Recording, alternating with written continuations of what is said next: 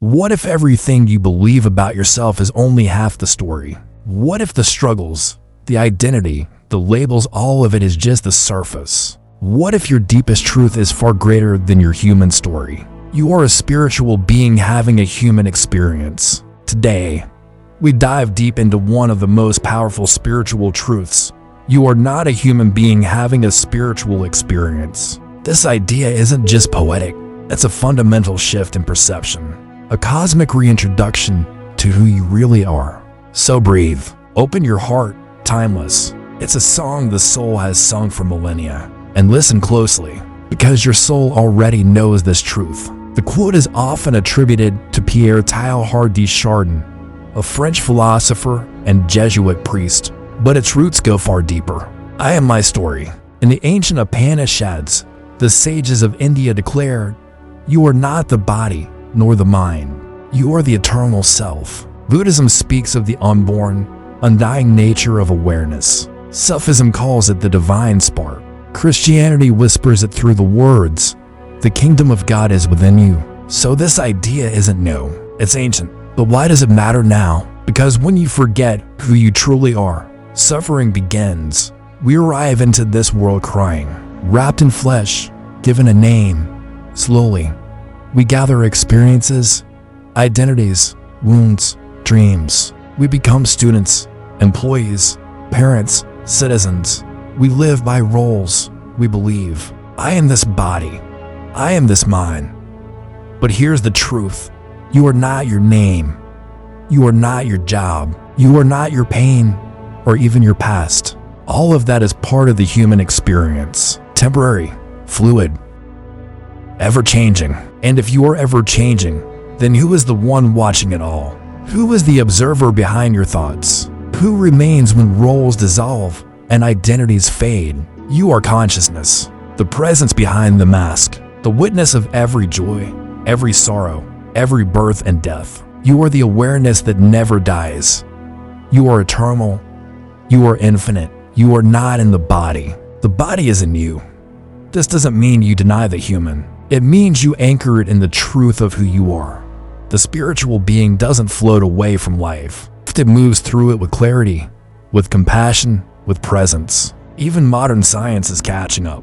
Neuroscience shows that the self is just a mental construction, a collection of memories and beliefs. But beyond the mental chatter lies the silence of awareness. Quantum physics reveals that the observer influences the observed, that consciousness plays a role in reality itself. So what ancient mystics spoke of in poetry, science is now hinting at with equations. You are more than the sum of your parts. You are not merely a human. You are the universe becoming conscious of itself. So how does life change when you remember? You're a spiritual being. You stop identifying with your pain. You become less reactive and more responsive. You discover a peace that isn't dependent on circumstances. You love more freely. You live with purpose. You understand that every experience, even the hard ones, is here to awaken you. Every challenge is a call to remember. You begin to trust the flow of life. You surrender control, not in weakness, but in wisdom. When you see yourself as a spiritual being, you don't escape life, you enter it more deeply. You become present, you slow down, you start to listen to the sound of the wind, to the rhythm of your breath, to the stillness between your thoughts. You realize that the divine isn't far away. It lives inside each moment, inside each smile, each tear, each heartbeat. If you believe you are only human, then death is the end.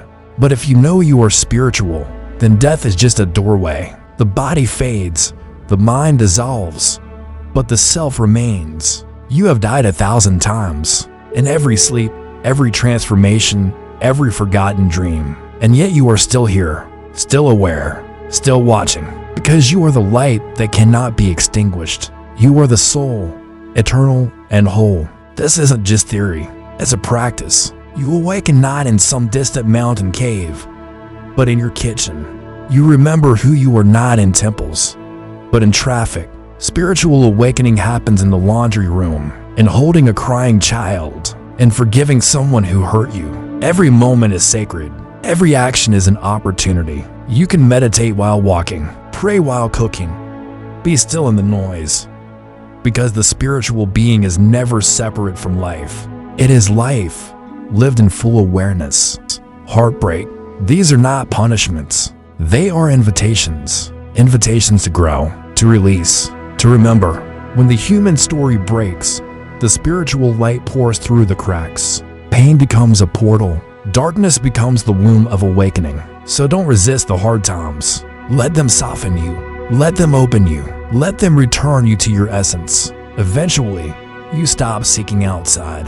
You stop chasing answers in books or gurus. You sit still. You breathe. And you remember, you are already whole, already divine, already free. You don't become spiritual. You remember that you've always been. Behind the name, the age, the history you are. Pure awareness, infinite presence. This is your true home. Not in some distant heaven, but in the heart of now. You are not a human being having a spiritual experience.